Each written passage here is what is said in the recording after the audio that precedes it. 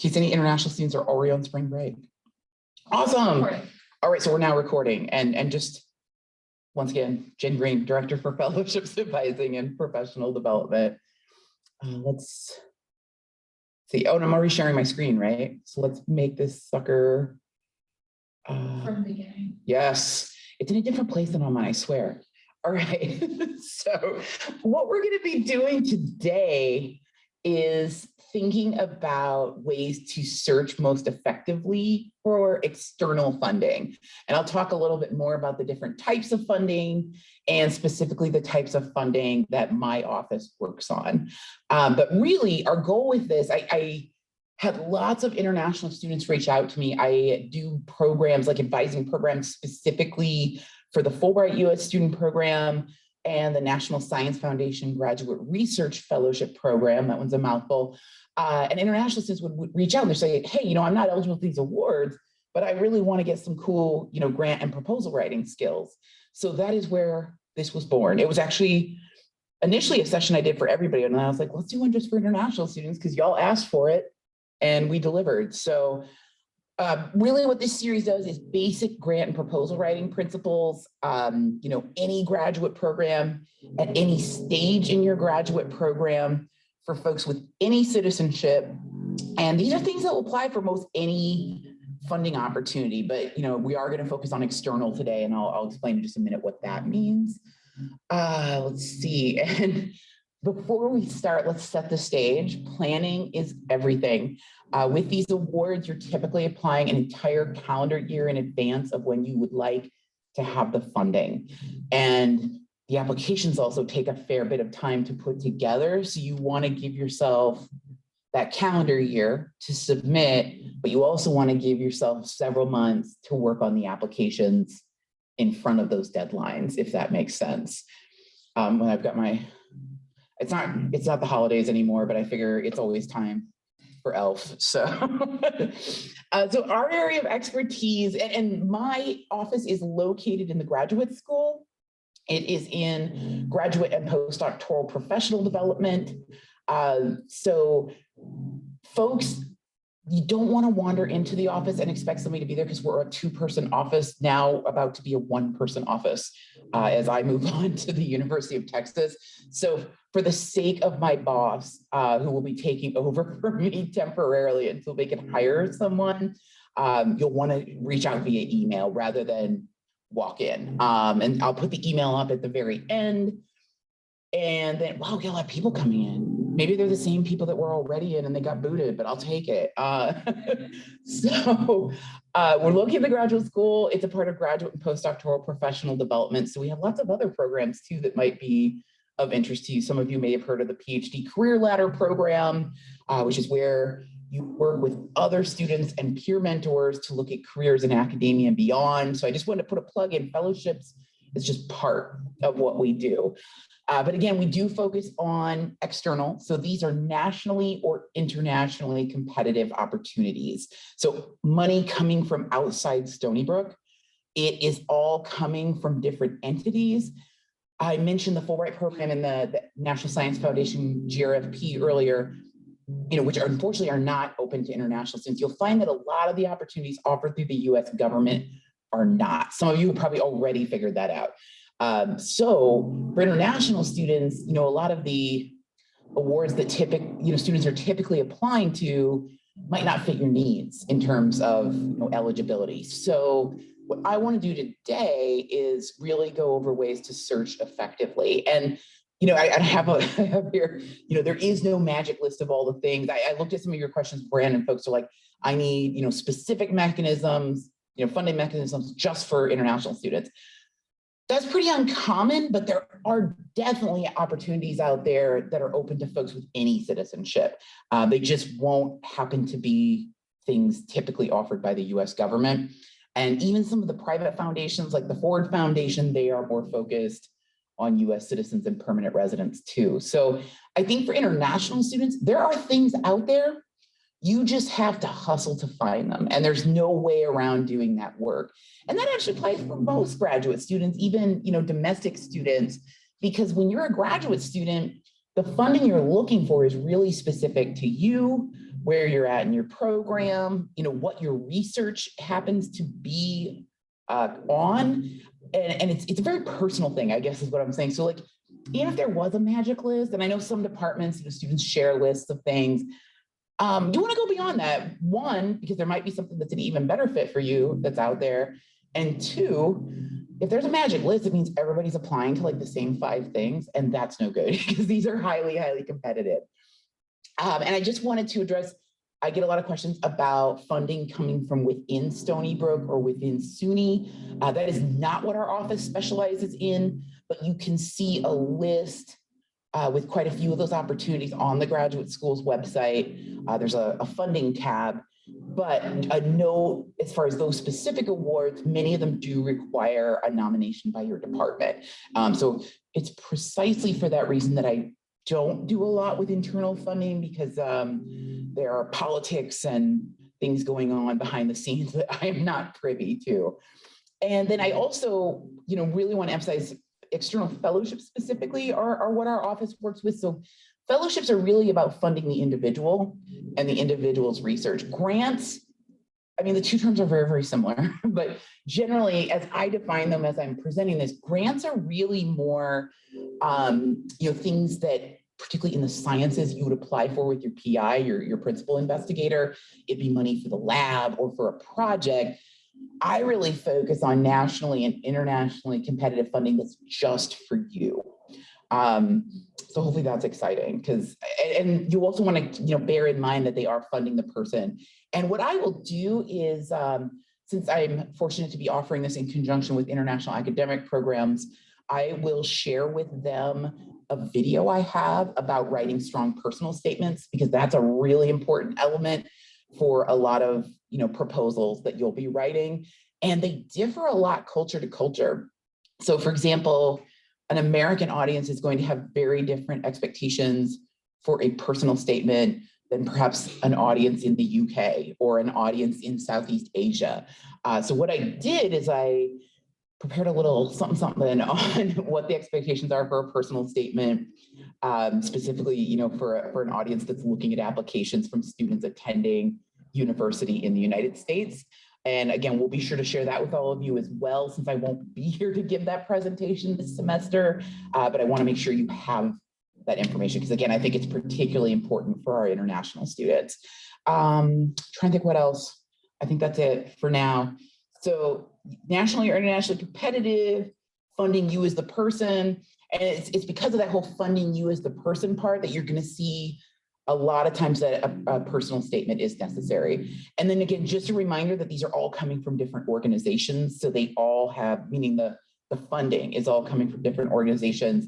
So they have different deadlines, different application materials that they'll be requesting, and different award packages. And again, it's a very personal thing. So this chart just breaks it down for you a little bit of roughly what kind of funding you'll be looking for and when. This is a little more focused on PhD students, but that early training and preparation, some of those apply to master's students as well.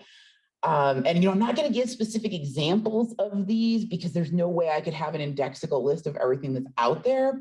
I wish I did. Well, actually, no, I don't, because then again, we'd all be applying for the same couple of things, and that's no good, right? I want you to win these. But I'm going to show you how you can do a search to help you find the right funding for you at the right time. So for any of you who are in STEM, you will possibly find, some of these for early training and preparation.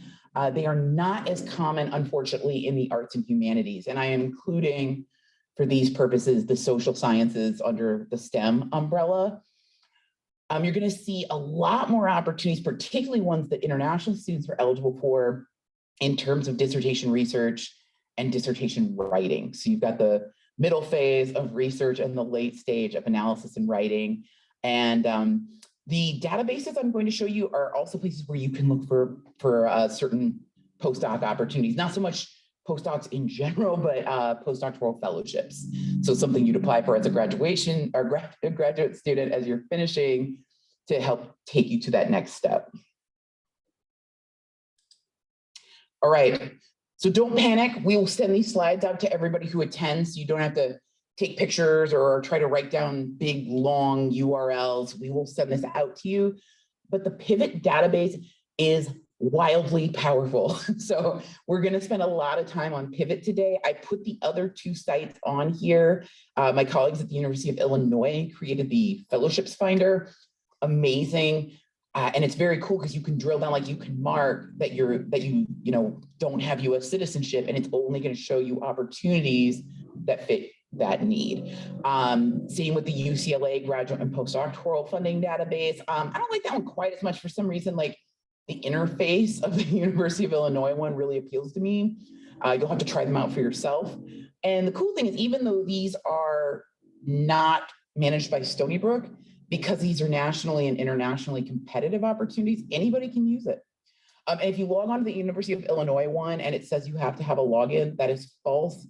Hit refresh and it'll come up in a way that you can use. And don't forget to look at CVs of other researchers and scholars, who are working on things similar to what you're working on. I've had a lot of students do that and find things that those folks applied for and received, and then pursue them themselves. But just going back to Pivot, since we're going to do our deep dive into that, Pivot is a crazy expensive database, and our office for the Vice President for Research has purchased rights to it. So you do have to log in with your Stony Brook net ID. And I really encourage you to use this. There's so much out there that can be a little overwhelming, but I think as a student, particularly as an international student, I would rather have way too many things and sift through them than have not enough. So let's talk about Pivot. So this is my boss's account. For whatever reason, we made the screenshot using hers. So when you go to that website that I gave you in the previous slide, and remember, we'll send the slides out to everyone, this is what it'll bring up on your screen. And you want to access Pivot through your institution's credentials. So you'll select State University of New York at Stony Brook, even though we're really not called that anymore. And then it'll ask you for your net ID. So then it's going to ask you to finish creating your account, put in your name, your email, stuff like that. And then you can go ahead and get started. So this is what you're going to see when you get started. To me, your very best tool as far as Pivot goes is the advanced search in the upper right-hand corner. And you'll see I put my little yellow circle around it. I want to show you what it looks like when you go into the advanced search. Do we have a question? Do you mind looking? Because I get distracted. Somebody's asking if we'll have this document. They'll have this document. Is it, pardon? If they'll have this presentation. Oh, absolutely. We will send slides, we'll send the recording, we'll send all the things. So don't worry, you will have all these links. But the database I'm going over right now is Pivot specifically, because of all of them, I think it's the least user-friendly, but it is the most powerful database. And again, Stony Brook is paying massive amounts of money for this, so use it. When you go into the advanced search, there'll be a lot of different fields at the top, and they'll ask you for keywords. Resist the urge to put in keywords, because what's going to happen is you're going to get really narrow results. The fields, and you can play around with this and you can save searches. So if you have one search that brings back all kinds of cool things, you can save that search. If you want to try searching a different way, you can save that too if it provides you with the kinds of results you're looking for. But the things that I would make sure you tweak, so applicant institution / location, this is going to be like where you're actually attending university. So it would be the United States.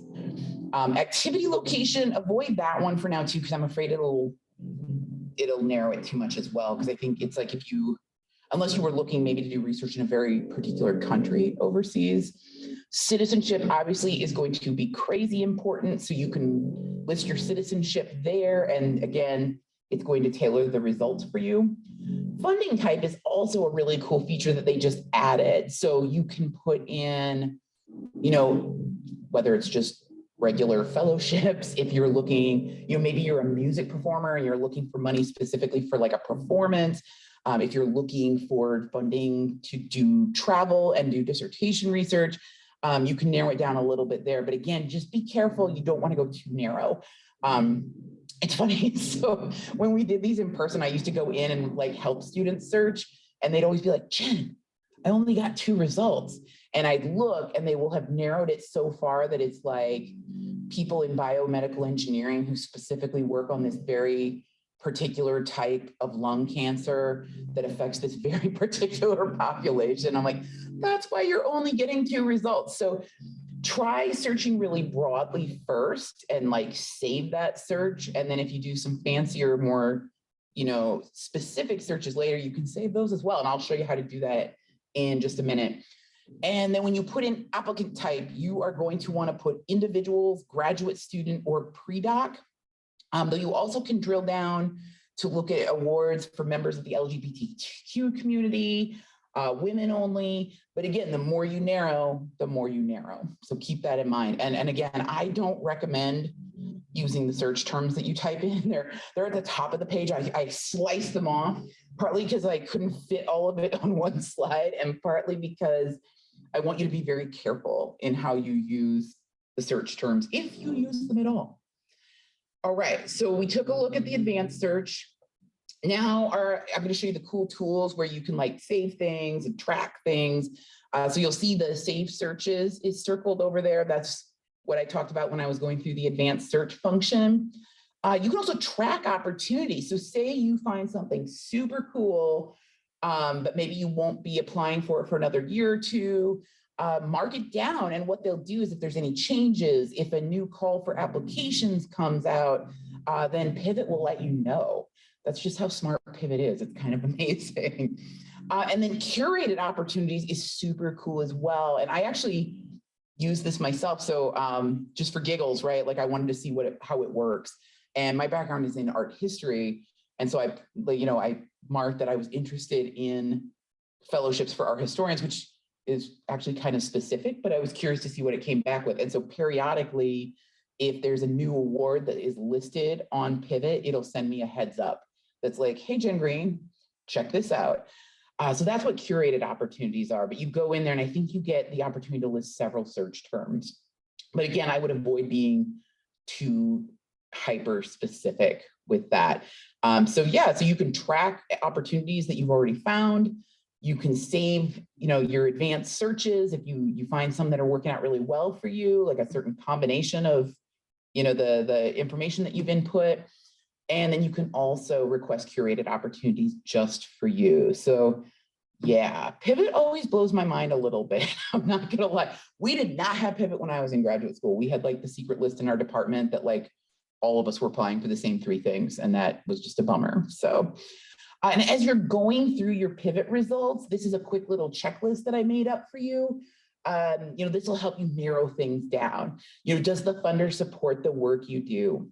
I had a student one time who was like, I found this really cool award for Buddhist studies, but I don't do Buddhist studies, but I'm really interested in this award. And, the award package is substantial. And so obviously that's not going to work. That's an extreme example, but, you're going to want to see, are they supporting folks in your field and specifically folks who are doing the kinds of research that you are engaged in? You want to look to see if you're eligible in terms of citizenship, in terms of the graduate program you're in, the career stage. Career stage can get a little tricky. You want to pay attention. Some of them will say you need to apply before you've advanced to candidacy. Some will say you need to apply after you've advanced to candidacy. So pay attention to that. That's very important. Hopefully it'll have sorted all the citizenship things for you anyhow, but you always just want to double check just in case Pivot had a hiccup that particular day. I think about whether or not you can complete the application requirements by the deadline. And some of that might involve talking to your advisor. Like when would you ideally be applying for this? And once you've talked to your advisor and kind of figured out when you want to apply to a particular opportunity, do you have enough time to prepare all the materials? It takes a while. And students always ask me, like, how much time would you allow to prepare your materials? I would say in an ideal scenario, so remember that you're applying an entire calendar year in advance of when you want to have the funding. I would give yourself ideally 4 to 6 months to work on your materials. I tell students, in a lot of ways, it's almost like taking an additional, like 2 or 3 credit course. So you want to make sure you're setting yourself up to be successful. And really what your goal is to put forth an application that best represents you, your skills, the unique things you've done, and your research.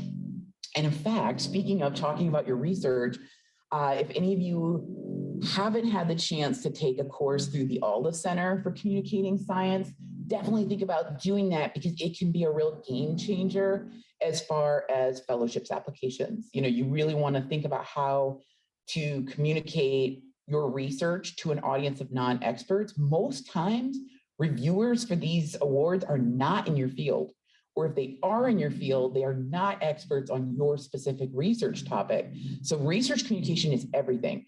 How are you going to sell this and show that your research is important, that it's cool, and that they want to put their money behind it? And so I think the Alda Center, I think folks think it's only for like verbally communicating your science. It's also for writing about it. And I think more and more they're going to try to add courses for individuals who are in the arts and humanities. So there's a version for you all as well. And a lot of the principles apply regardless. Oh, and then I just talked ahead of myself. So will the funding cover what I need when I need it? That kind of ties in with the first point. But you just want to do this quick checklist, right? And then what you'll do is you'll narrow this to a short list of maybe like 10, 15 things that you want to look at more closely. So let's talk about when you're looking more closely, what do you do? This is your deep dive. So you're actually going to want to go to that organization or foundation's website. So say you're looking and you see the Mellon ACLS Dissertation Completion Award. That's actually a pretty common one, but let's just use that as an example. You want to see what it's about. Go to their website. You want to look at the full eligibility criteria to just check and double check. You never want to be in a situation where you're applying for an award that you are not eligible for, because again, you're putting a lot of work into these and a lot of thought. You'll want to look at the about section or the mission statement. An example of this would be the American Association of University Women has an international award that is typically of interest to our students. But the AAUW's #1 priority is advancing the status of women and girls. So a lot of times I'll look at a first draft of someone's application and they will not mention women and girls at all. So your research doesn't necessarily have to be about women and girls, but you have to have demonstrated some sort of commitment, through your service activities, leadership activities. So that's a really good example of why the about section or the mission statement, very, very important. You want to see what kinds of application materials they are requesting. That'll give you a sense of their priorities as well. If they're asking for a personal statement, that means they are interested in you as a person, right? They're not just interested in you solely as a researcher. They want more information about your overall academic and professional development. So again, I'm going to put a plug in for my personal statement video that I'll be sending out to you with the slides and the recording from this. Actually, I think Michelle Schenke will be sending them out to you, but we will get them to you. But definitely take a look at what they're requesting as far as application materials and, take some cues from that. All right, so you can look at profiles of previous recipients, but I tell students, look, don't stare. Don't compare your resume to those students, your resume or your CV. They're looking for all kinds of different people and all kinds of different projects. But I think it can be helpful to get a sense of the kinds of research they funded in the past. But at the end of the day, a good application is a good application, right? And all you can do is put forth an application that best represents you. So remember, with the profiles, look, don't stare. Don't compare too much because you are probably bringing more to the table than you think you are. It is atypical for organizations to post the review criteria. So, when the reviewers go into the room and they're looking at these applications, discussing these applications, trying to decide who is going to get the award, they'll typically have some sort of a rubric that they're using. Sometimes they'll give you some hints about what that rubric might look like or what the priorities are. A lot of times they won't, but if you can find it, use it, look at it. If at all possible, see if you can talk to faculty who serve on review panels for a specific award that's of interest to you. And if applicable, attend an award-specific information session offered by my office in the graduate school. I'm trying to think of, we'll see though, again, a lot of them are going to be focused on awards coming from the US government. So unfortunately that will always exclude international students, which is such a bummer. But every once in a while we'll do one on something that is open to folks with any citizenship. One thing that we want to do more work with is the Mellon ACLS Dissertation Completion Fellowship, which is open to folks with any citizenship. But I think we'll have to play that by ear, just with the fact that I'm moving on to a different university and the office is going to be understaffed. They might not be able to offer as many of those as they would like. But that being said, keep your eyes out, keep looking, and I'll put the link to the graduate school's calendar up on the screen at the very end. And we're always offering professional development that international students find helpful, whether it's the PhD Career Ladder program that I mentioned, or one of the workshops from this series on grant and proposal writing fundamentals.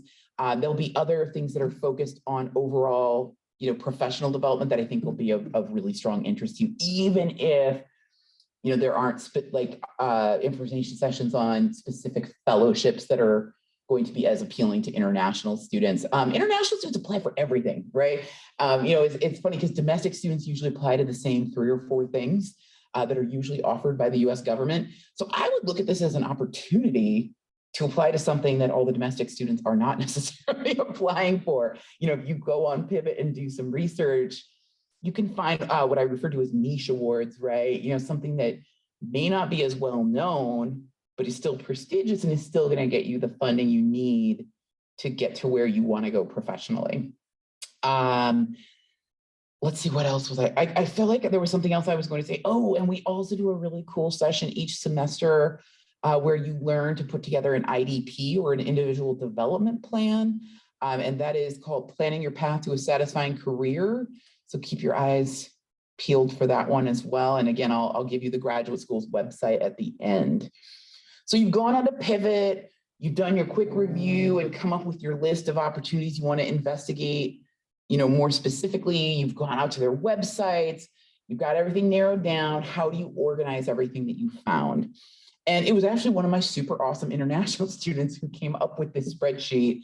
So she gave me a little example of it. But what she did is she listed all of them just as you see here. So she started with the deadline, she put the name of the award with a hyperlink, and then the eligibility criteria, the documents that they are requiring from you as part of the application. And then she kept track of when she had notified the faculty who would be writing her letters of reference, so she could stay on top of that, because most of these do require letters of reference. And then she took it a step further and did the same thing for the faculty who were writing her letters. So she has the deadline, the award linked to its website, and then she's giving them a nice description of what the award's mission is, which certainly helps them to write an even better letter.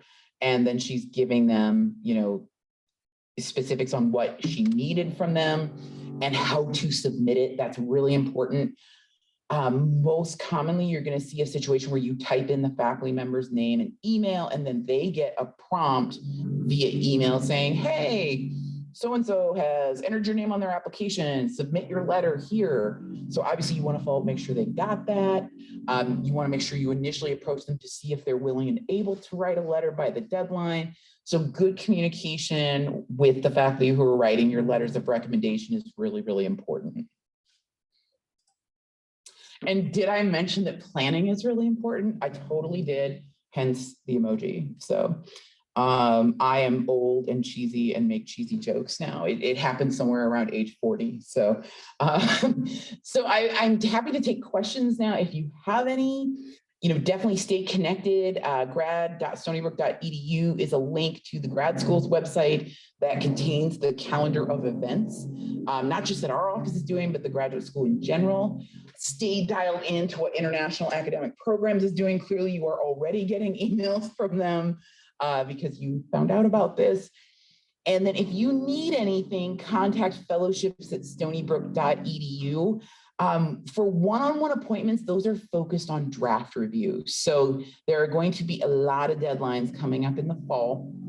And what will likely happen is you'll get an email from your graduate program coordinator or graduate program director that we've sent out that says, hey, somebody's going to be available from this time to this time, show up with your drafts and we'll take a look.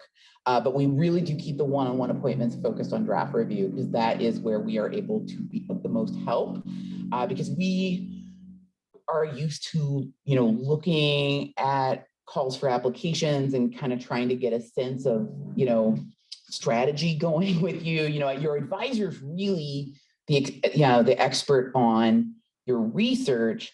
We are a supplement, not a substitute for that. So, where we can really come in strategy, thinking about the specific award that you've identified and what kinds of things they might want to see in your written materials. All of these involve written materials. I mentioned the personal statement earlier, and there's usually a research essay as well.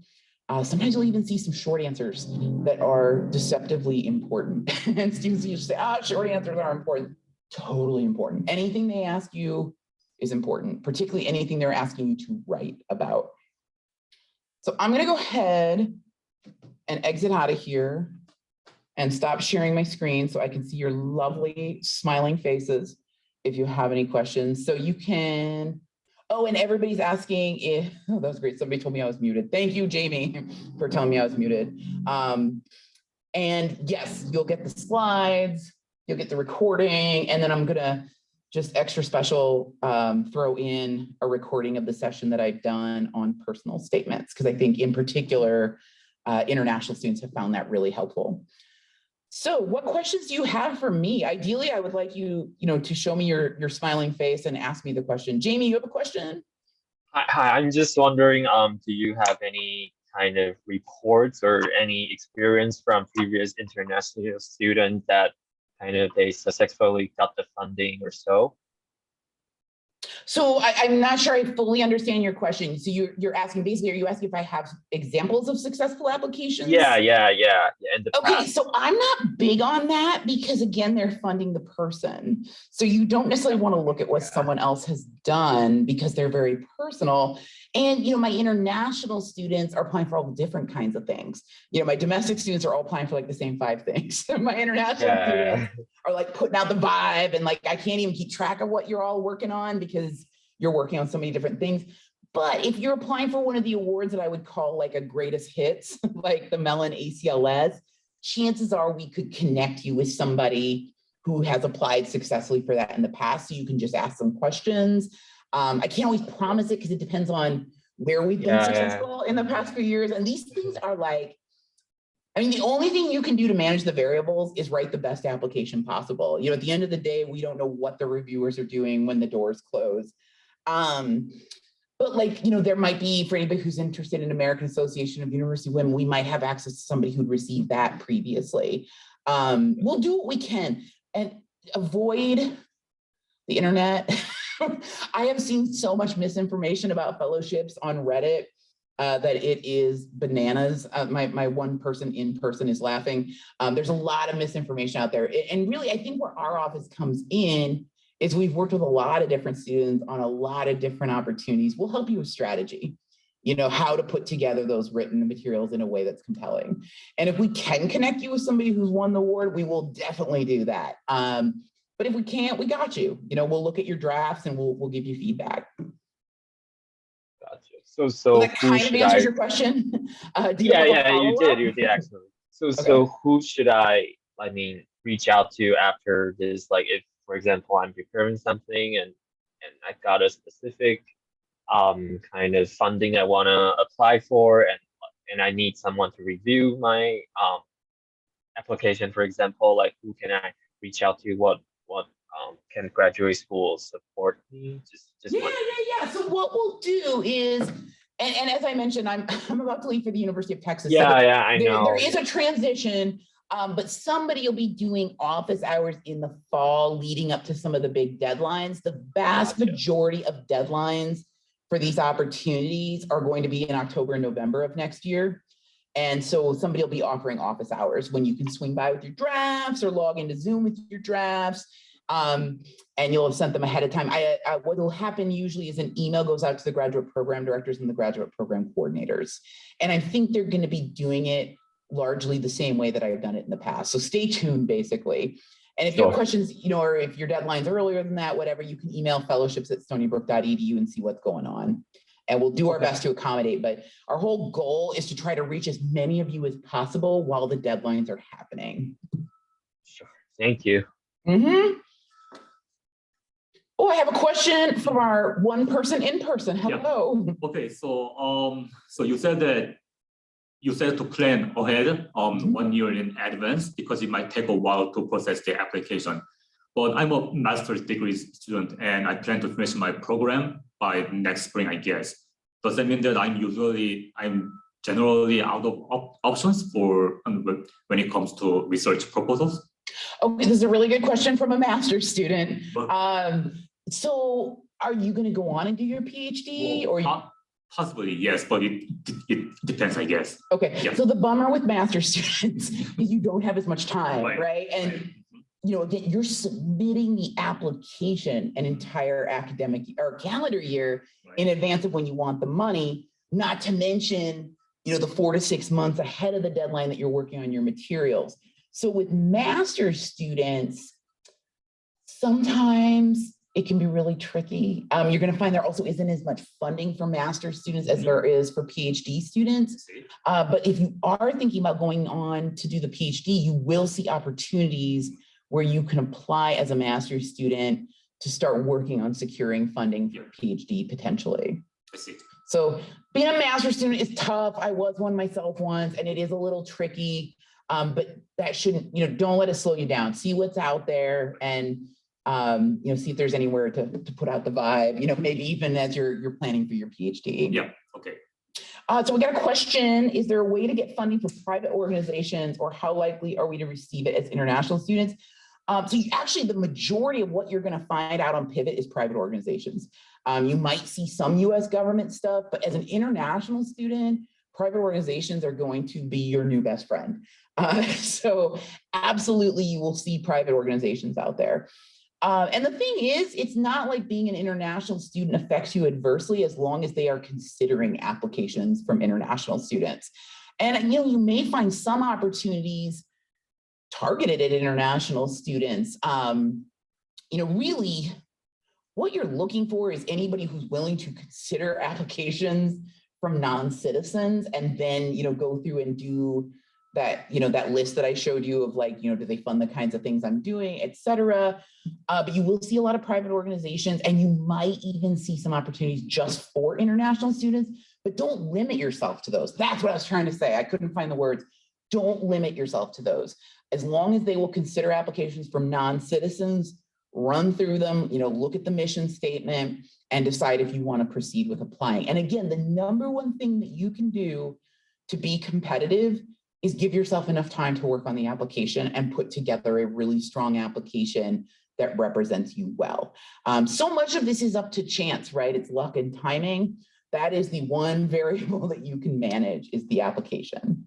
So hopefully that answered our question in the chat. Y'all have good questions. And I don't lie when I say that. Y'all have good questions, so keep them coming. Get your money's worth while I'm still here. Okay, good. I love yes, exclamation point, and thank you. It's my favorite thing to see in the chat. So other questions?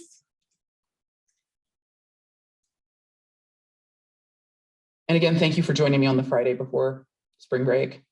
Y'all are very committed, and there are more of you here than I thought, so I'm very excited.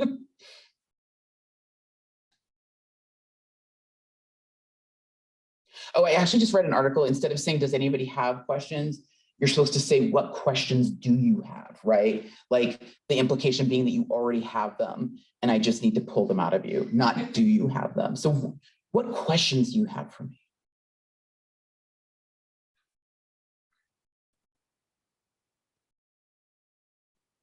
Wait, we gotta wait out the uncomfortable silence. Don't stop, keep going. I have a wonderful assistant here. Oh, we have a question. Hi, how are you? I have a question.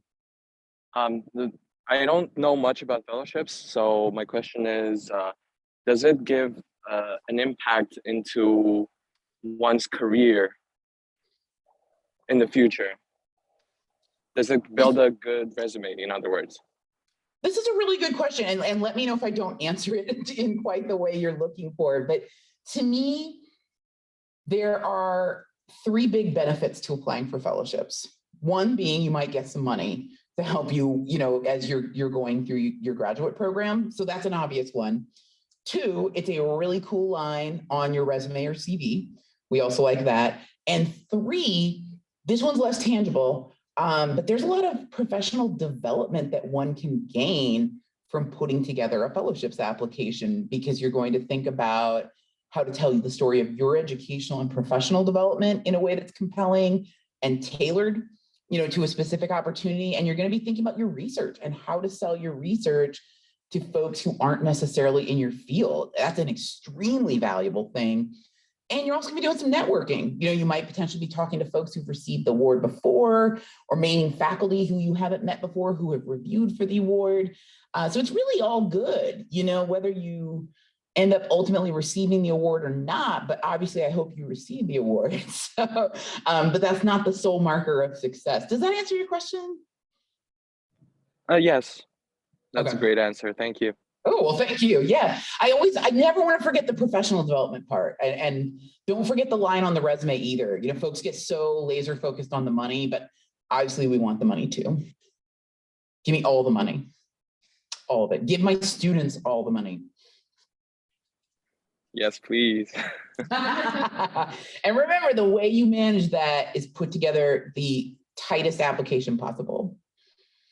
Also, I appreciate your devotion that you were out walking somewhere, yet are on this session. Oh, I'm sorry. I was on the way to my other stuff. So very cool. I salute you. I salute you. Any other questions before y'all go and spring break?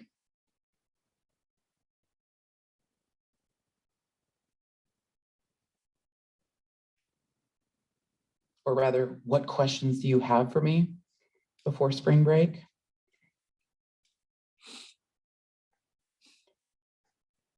So I tell you what I'll do. I'm going to hang out in case anybody has questions that they were too shy to ask.